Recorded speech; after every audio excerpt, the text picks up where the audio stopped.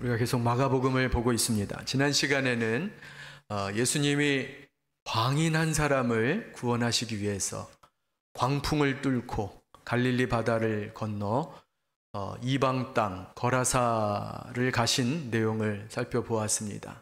이제 오늘 본문 말씀을 보면 이제 예수님이 다시 배를 타고 갈릴리 지역으로 돌아오세요.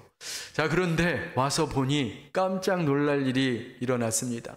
어떻게 예수님이 배 타고 오시는지 알았는지 사람들이 바닷가에서 예수님을 기다리고 있는 거예요. 네.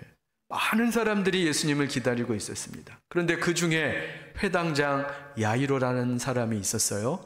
이 사람에게 12살 난 딸이 있었는데 이 어린 딸이 지금 죽을 병에 걸린 겁니다. 여러분, 아빠 마음이 얼마나 급했겠어요. 우리 딸 살려야 되는데. 그래서 예수님이 오시자마자 무릎을 꿇고 예수님께 간청을 합니다. 예수님, 제발 우리 집에 오셔서 우리 딸에게 손 한번 얹어주세요. 우리 딸이 살겠습니다. 이런 요청을 한 거예요. 예수님이 그 요청대로 이제 야이로 집을 가시는데 가는 길에 뜻하지 않은 돌발 상황이 발생을 합니다. 한 여인을 예수님이 만나게 되는데 그로 인해서 시간을 지체하게 되는 거예요. 사실 이 여인도 굉장히 지금 급한 상황이었어요. 급한 문제를 가지고 있었습니다. 자, 이 여인이 어떤 문제를 가지고 있었는가? 25절, 26절 우리 같이 한번 읽겠습니다. 25절, 26절. 자, 시작. 12해를 혈루증으로 앓아온 한 여자가 있어 많은 의사에게 많은 괴로움을 받았고 가진 것도 다 허비하였으되 아무 효험이 없고 도리어 더 중하여졌던 차에. 네, 여기 혈루증이라고 나오는데 부인과 병이죠. 쉽게 말해서 요즘으로 따지면 자궁암 같은 그런 종류의 병입니다. 자, 그런 병을 12년을 앓은 거예요. 12년. 네, 참 오랜 세월이죠. 자, 그런데 이 여인은 몸만 아픈 게 아닙니다. 지금 모든 삶이 총체적인 고난 속에 있었는데 굉장히 어려움 속에 있었어요. 여러분, 우리도 살아보면 그런 경험을 많이 하죠. 이 고난이라는 게 뜨문뜨문 인터벌을 두고 찾아오지 않고 보면 한꺼번에 몰려올 때가 있어요. 지금 이 여인의 상황이 진퇴양난, 고난의 연속이었는데 당시 율법에 의하면 이 혈루증은 부정한 병으로 여겨졌어요. 그래서 혈루증에 걸린 사람들은 나병 환자나 사람들과 접촉할 수가 없었습니다. 만날 수가 없어요. 율법을 어기는 거예요. 그래서 이 여인은 가족과 친구들과 격리된 삶을 살아야만 했습니다. 얼마나 외로웠겠어요. 소외됐겠어요.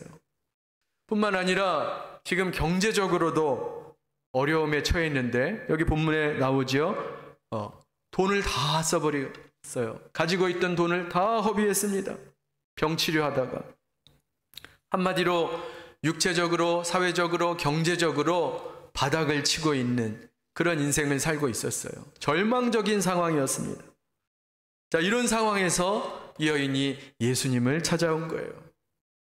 근데 사실 지금 혈루증 여인이 이 수많은 인파 속에 나타났다는 것 자체가 굉장히 위험한 일입니다.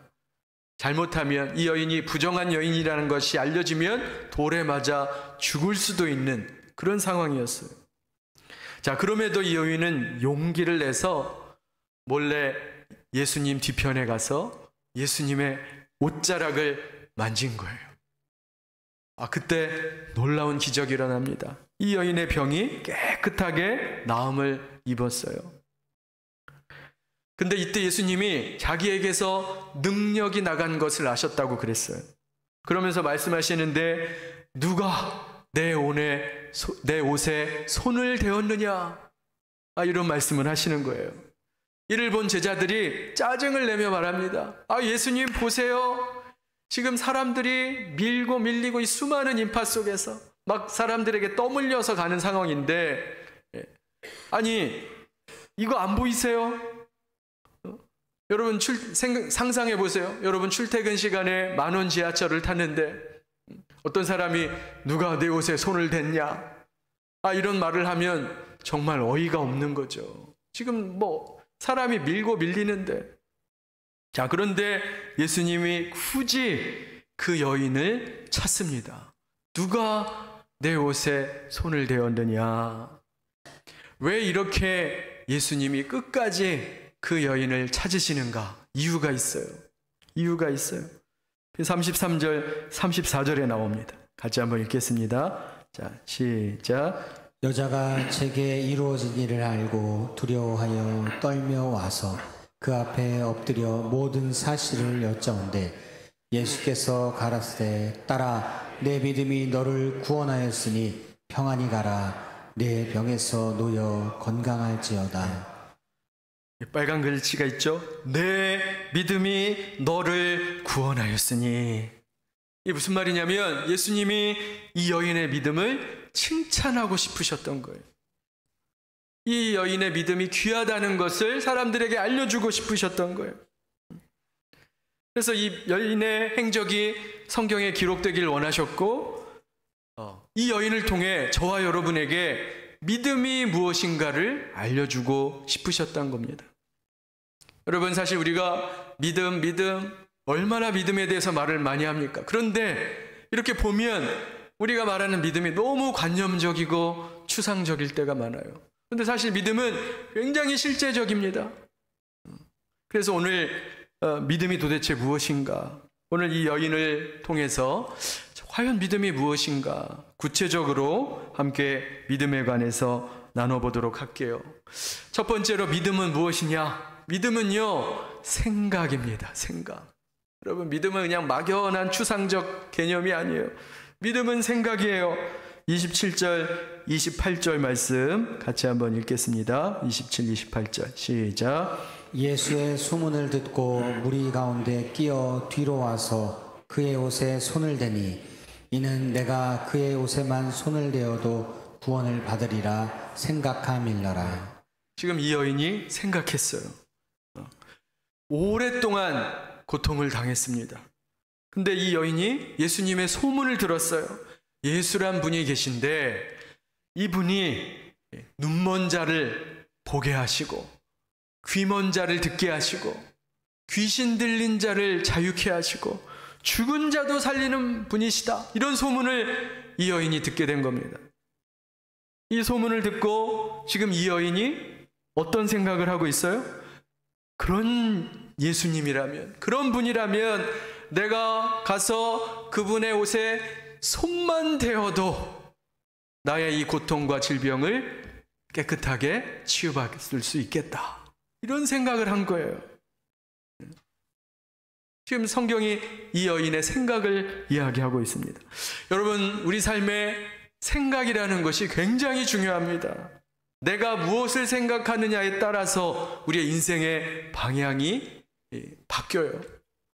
생각은 마치 씨앗과 같아서 물을 주고 가꾸면 자라고 열매를 맺게 되어 있습니다. 그러니까 생각은 사실은 보이지 않지만 이 생각이 계속 내 속에 담겨 있으면 언젠가는 반드시 어떤 결과물을 만들어내게 되어 있는 거예요.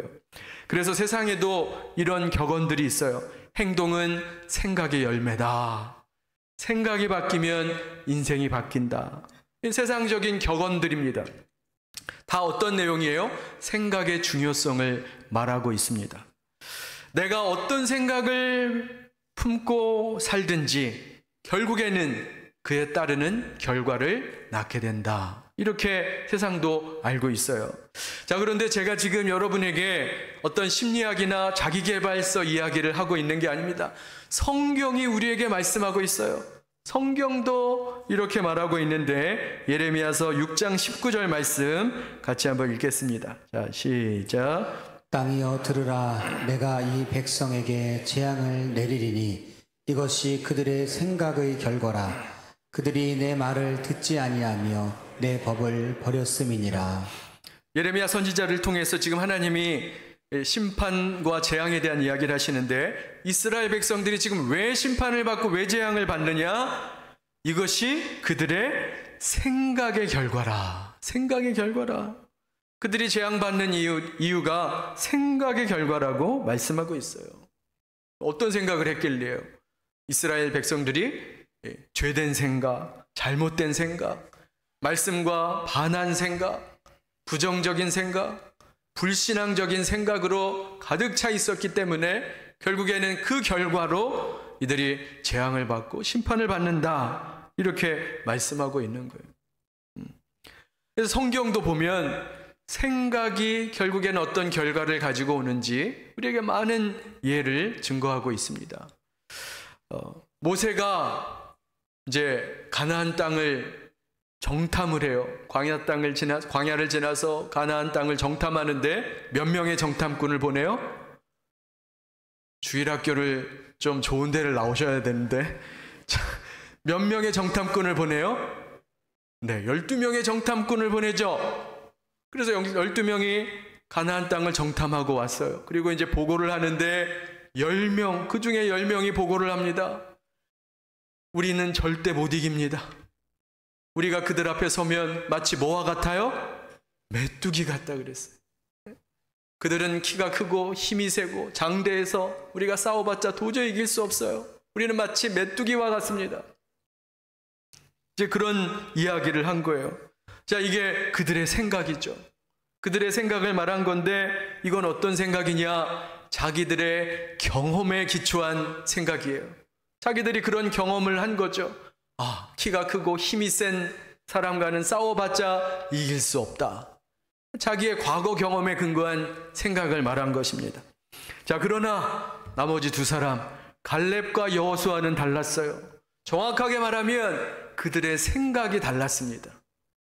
그들은 경험에 근거해서 생각하지 않고 경험보다 하나님의 말씀, 하나님의 약속, 그것에 근거해서 생각한 거예요. 그래서 뭐라고 얘기하냐면 하나님께서 우리와 함께 하시기 때문에 그들이 아무리 크고 안악자손 같고 네피림 같아도 결국 우리의 밥이 될 것이다. 거기 히브리어 원문에 보면 정확하게 밥이라 그랬어요. 이들은 우리의 밥이다. 똑같은 상황인데 생각은 완전히 달랐어요.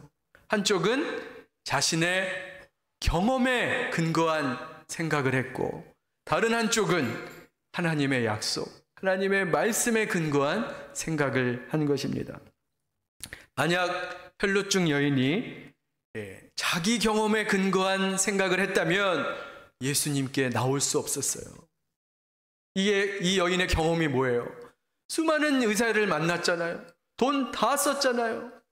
그런데 의사들 만나서 치료받는다고 했는데 오히려 더 힘들었어요. 몸도 축나고 있는 돈 다 날리고 사기꾼 만나서 속임수 당하고 마음 상하고 이런 경험으로 가득 차 있었어요. 만약 이런 경험에 근거해서 생각했다면 예수님을 볼 때도 부정적으로 봤을 거예요. 아, 저 예수라는 사람도 사기꾼 아닐까? 사기꾼 아닐까? 아마 이런 생각으로 나오지 못했을 겁니다. 하지만 이 여인은 자기 경험을 의지하지 않고 소문을 들었어요. 거기 보면 소문을 듣고 예수의 소문을 듣고 예수님의 행적, 예수님이 하신 일, 예수님이 하신 말씀, 그것을 듣고 자신의 생각을 바꾼 겁니다. 바꿨어요. 자신의 생각을 바꿨어요. 그래서 그분의 능력이라면, 그분의 거룩함이라면, 그분이 하신 말씀과 행동을 내가 신뢰한다면 내가 그의 옷자락이라도 만지면 내 병이 낫겠다. 이런 마음을 가지고 나온 것입니다. 여러분, 우리도 마찬가지예요. 여러분, 우리 생각을 내 경험에 국한시키면 절대 하나님의 역사를 체험할 수가 없습니다. 여러분, 내 경험에 내 삶의 기초를 두지 마세요. 하나님의 말씀, 능력의 말씀, 진리의 말씀에 여러분 생각의 기초를 두시기 바랍니다. 그게 우리 성도의 본분이에요. 교회 다닌다고 핍박하는 불신 남편이 있어요. 그런데 남편이 하는 일마다 잘 안 풀려요. 아휴, 저런 인간하고 결혼한 내가 잘못이지. 미쳤어. 저 인간이 뭘 하겠어. 여러분, 이런 생각으로 남편을 바라보면 무슨 하나님의 역사가 일어나겠습니까? 생각을 바꾸셔야 돼요. 여러분의 생각을 바꾸셔야 돼요. 여러분의 경험과 여러분의 제한적인 지식에 생각을 두어서는 안 됩니다. 지금은 잘 모르지만 하나님이, 우리 남편이 하나님만 만나고 예수님만 만나고 성령 체험만 하면 이 남편이 귀하게 쓰임받을 사람이야. 주님, 우리 남편 꿈에라도 나타나셔서 예수님 꼭 만나게 해주세요. 이렇게 생각이 바뀌어야 할 줄로 믿습니다. 생각을 바꾸셔야 돼요. 부정적인 생각, 죄된 생각, 잘못된 생각, 편협한 생각, 이것이 말씀으로 고쳐져야 되는 거예요. 말 안 듣고 속 썩이는 자녀가 있습니다. 지 아빠를 닮아서 싹수가 노래, 제가 뭐 하겠어.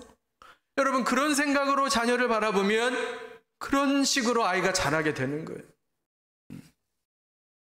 지금은 중2병에 걸려서 사람 속을 다 뒤집어 놓지만 이 아이가 예수님만 만나면, 하나님 손에 붙들림 바 되면 앞으로 크게 쓰임 받을 거야. 이렇게 생각을 바꿔야 그 아이에 대한 우리의 마음과 태도가 달라지는 거예요. 여러분, 하나님은 저와 여러분의 생각을 사용하신다는 것을 꼭 기억하시기 바랍니다. 생각을 바꾸세요. 내 경험에 근거한 생각, 우리 인간이 그 정도밖에 안 되죠. 그런데 이제 우리는 예수 믿잖아요. 하나님의 말씀의 능력을 믿잖아요. 선포된 말씀이 내 인생을 바꾼다는 것을 시인하잖아요. 그렇다면 내 과거의 경험에 너무 내 생각에 기초를 두지 마시고 하나님의 말씀, 그래서 소망을, 믿음, 소망, 사랑, 하나님이 주신 그런 말씀에 우리의 생각에 기초를 두시기를 주님의 이름으로 축원합니다. 그때 놀라운 역사가 일어나는 거예요. 두 번째로 믿음은 무엇이냐? 행동입니다. 자, 마가복음 5장 29절 같이 한번 읽겠습니다. 시작. 이에 그의 혈루 근원이 곧 마름에 병이 나은 줄을 몸에 깨달으니라. 여기 이해라고 나오는데, 이해가 뭐냐면 예수님 옷에 손을 대니 그때 그의 혈루 근원이 마르고 병이 나았다는 거예요. 여러분, 생각만 가지고 끝났다면 치유와 회복의 역사가 일어나지 않았겠죠. 근데 이 여인은 자신의 그 생각을 행동으로 옮겼어요. 여러분, 우리가 생각을 행동으로 옮길 때, 믿음을 순종으로 옮길 때 하나님의 역사를 맛보게 될 줄로 믿습니다. 성경에는 그런 예들이 너무 많이 나와 있어요. 창세기부터 계시록까지. 그래서 믿음의 아주 중요한 요소는 뭐냐면 행동이라는 거예요. 순종입니다. 여호수아서 3장 15절 16절에 보면 우리가 잘 아는 요단강 건너는 장면이 나와요. 우리 15절 16절 제가 읽어드릴게요. 요단이 곡식 거두는 시기에는 항상 언덕에 넘치더라.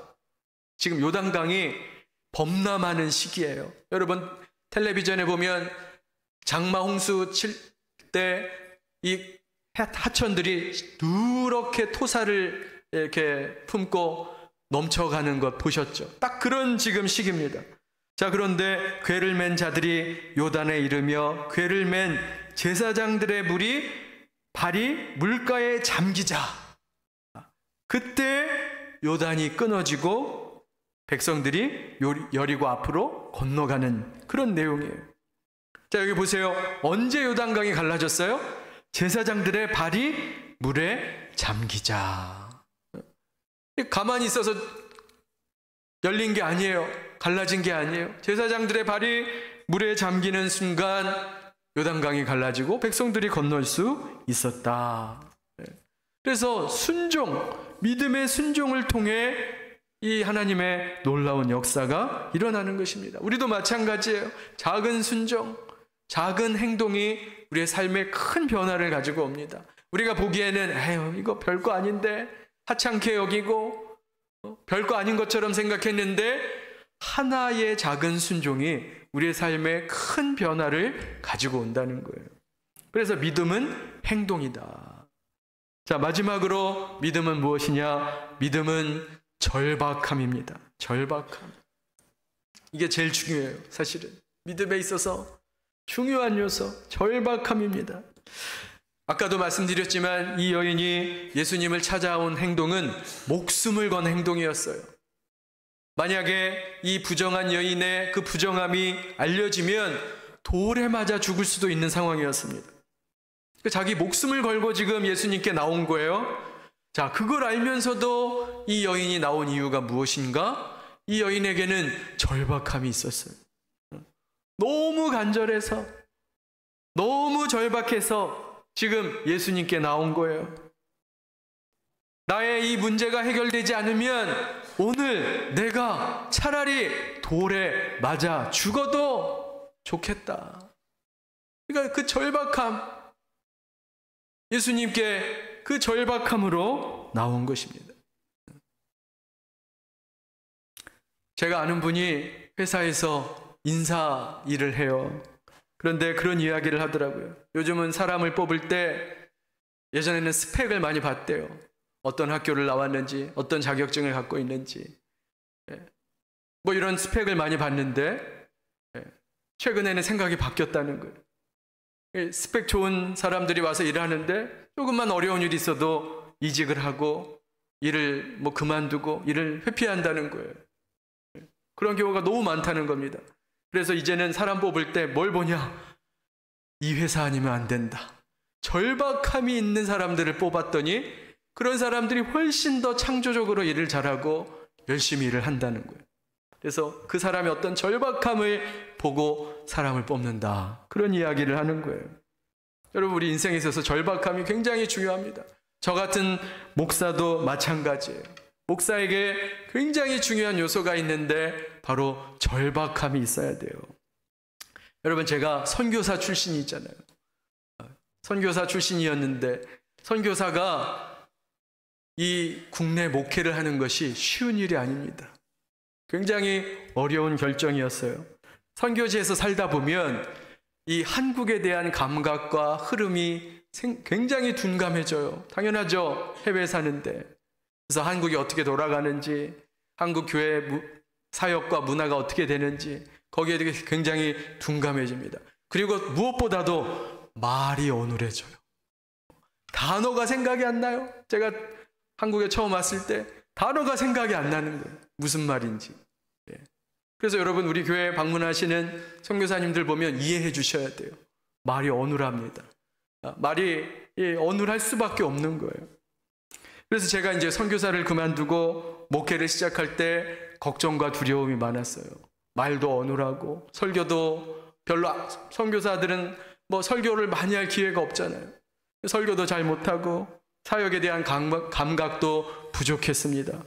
그래서 제대로 갖춘 것이 하나도 없었어요. 굉장히 걱정과 두려움이 앞섰는데, 그런데 그렇기 때문에 저에게 뭐가 있었느냐? 절박함이 있었던 거예요. 절박함. 더 이상 물러설 곳이 없다. 선교지 떠나고 이제 더 이상 물러설 곳이 없다. 절박감을 가지고 사역을 시작했어요.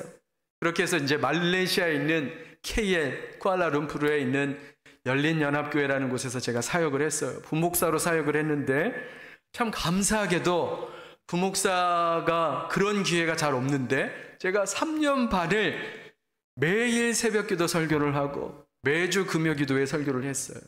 보통은 규모가 있는 교회는 그런 기회가 잘 없어요. 근데 너무 감사하죠. 그래서 제가 우리 교육자들한테도 늘 하는 얘기가, 어떤 교회가 좋은 사역지냐? 설교를 많이 할 수 있는 교회가, 그 기회가 주어지는 교회가 좋은 사역지다. 네. 그런데 우리 교육자들이 동의를 하는지는 제가 잘 모르겠어요.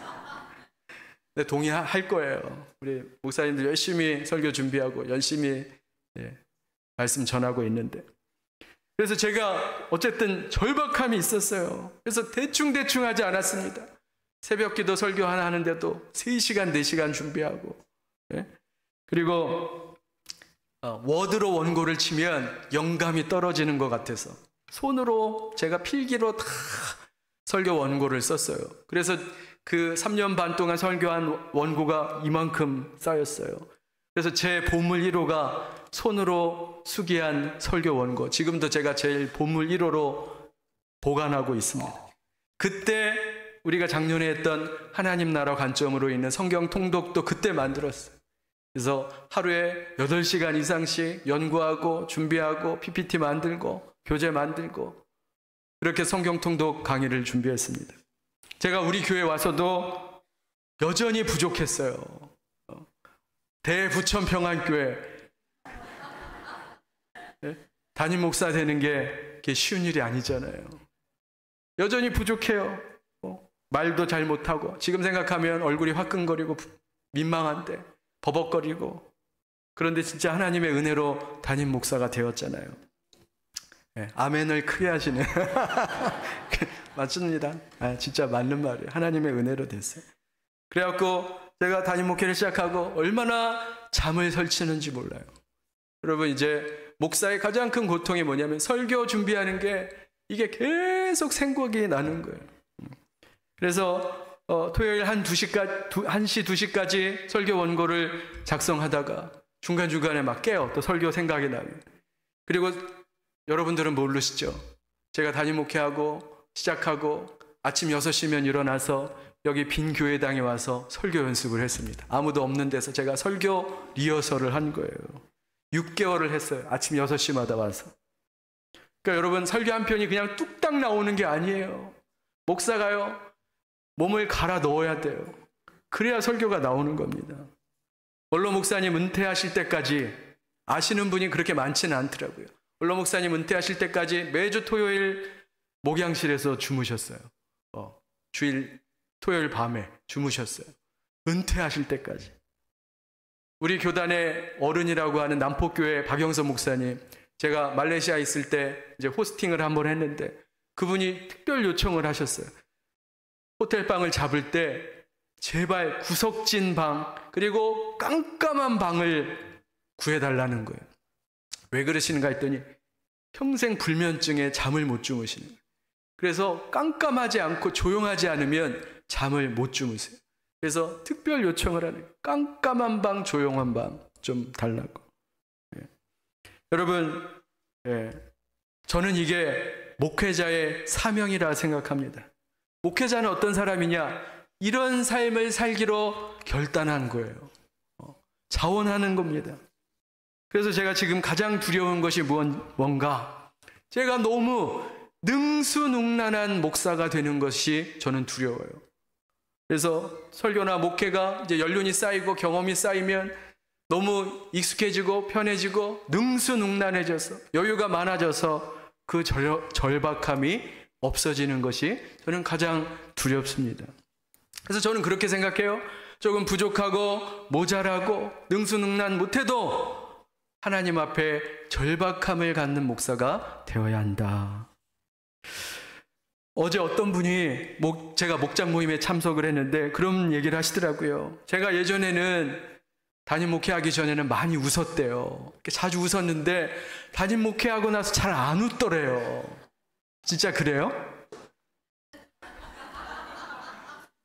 근데 만약에 그렇게 느끼셨다면 죄송합니다. 제가 근데 절대로 담임 목사는 뭐 그놈해야 되고 폼을 잡아야 되고 절대로 저는 그런 생각은 없어요. 진짜 그거는 제 가슴에 손을 얹고 저는 그런 생각은 없습니다. 그런데 혹시라도 제가 피곤해 보이고 좀 컨디션이 안 좋아 보여도 우리 성도들께서 이해해 주시기 바랍니다. 송 목사가 전날 밤에 설교 준비하느라고 잠을 설쳤구나. 그렇게 좀 불쌍히 여겨주시기를 부탁드립니다. 그리고 여러분, 저를 위해서 우리 목회자들, 교육자들을 위해서 기도해 주셔야 돼요. 저와 우리 교육자들이 하나님 앞에서 절박함을 잃어서는 안 돼요. 능수능란한 목사, 그래서 이거 하면 척 저거 하면 척, 그냥 척척척 능수능란한 목사가 좋은 게 아닙니다. 하나님 앞에서 늘 그 간절함, 절박함을 갖고 사는 목사, 그 목사가 하나님이 기뻐하시는 목사인 줄로 믿습니다. 그렇게 기도해 주셔야 돼요. 근데 여러분도 마찬가지예요. 여러분도 마찬가지. 여러분, 왜 교회당에 나오셨어요? 왜 이 예배 자리에 나오셨습니까? 예수님 만나고 하나님 살아계신 거 체험하고 하나님의 말씀을 내 영이 듣고 내 인생이 바뀌고 그러려고 나오신 거 아니에요. 그렇게 하기 위해서 제일 필요한 게 뭐냐? 절박함이라는. 보면 달라요. 절박함이 있는 분은 목사가 설교를 못해도 교회당에 앉자마자 은혜를 받아요. 왜냐하면 그 마음에 간절함이 있기 때문에. 근데 안타까운 것은 예수 믿는 사람이나 세상 사람이나 지금 목말라 하고 간절하게 원하는 것이 똑같다는 거예요. 예수를 믿고 교회당에 나오는데도 여전히 절박한 게 돈이고, 여전히 절박한 게 출세고. 여러분, 이거는 너무 비참한 거예요. 예수 믿는 사람이 가장 절박해야 할 것은 뭐냐? 하나님의 은혜인 줄로 믿습니다. 여러분, 하나님을 만나셔야죠. 예수 그리스도를 만나고 성령 체험하고, 그래야 인생이 바뀌는 겁니다. 예수 아니면 안 된다. 오늘 우리 혈루증 여인의 그 고백처럼 나는 오늘 예수님 꼭 만나야 된다. 예수님 만나야 내가 산다. 이런 절박함이 있는 그 영혼을 통해 하나님이 구원의 역사를 이루시는 줄로 믿습니다. 여러분, 우리 부천평안교회가 사람들이 좀 많이 모이고 우리 교회당 건물 갖고 있다고 마음이 교만해지고 이렇게 자고해지면 안 되는 거예요. 하나님 앞에서 그 간절함과 절박함을 잃지 않는 그 교회를 통해서 하나님이 구원의 역사를 이루시는 줄로 믿습니다. 바라기는 저와 여러분이 평생에 이 혈루증 여인처럼 하나님 앞에서 그 간절함과 절박함을 갖고 살아가는 복된 성도 다 되시기를 주님의 이름으로 축원합니다. 기도하겠습니다. 하나님 아버지, 참 이름도 모르는 혈루증 여인을 통해 믿음이 무엇인지 다시 한번 새겨보게 하심을 감사합니다. 주여, 우리의 생각을 변화시켜 주옵소서.